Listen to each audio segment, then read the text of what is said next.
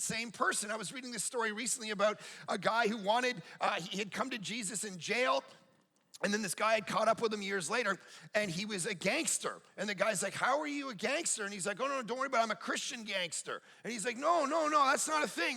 He's like, yeah, but there's Christian lawyers and Christian musicians. And he's like, yeah, no. And then he made this little phrase. He said, see, the problem in all of our lives is we tend to want to become Christianized versions of what we already are and what we are determined to remain.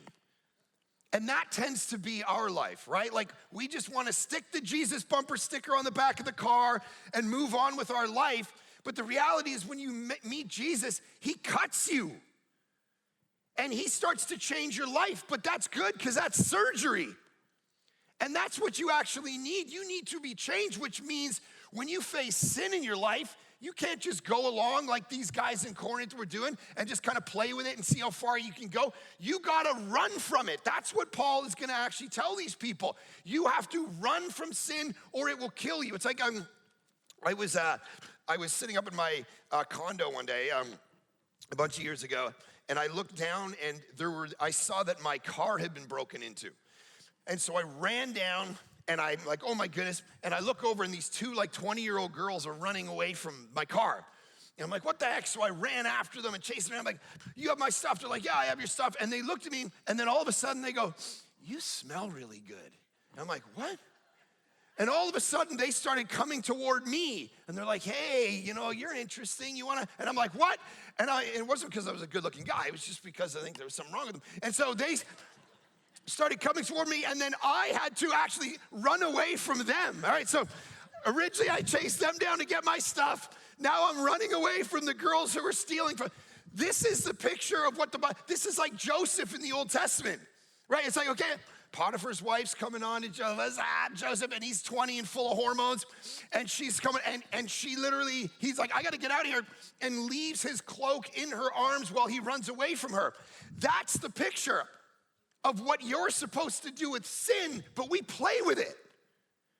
We flirt with that girl at work, we at school, or whatever. We kind of, let's get into this and let's get and see how far it can go. And Paul is going to go, that's how you end up like a Corinthian Christian, whacked, trying to synchronize what they believe with who they already are. And he's going to lay out for 16 chapters.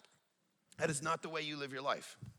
And so he says this, verse 1, here's what he says. Paul, okay, stop right there.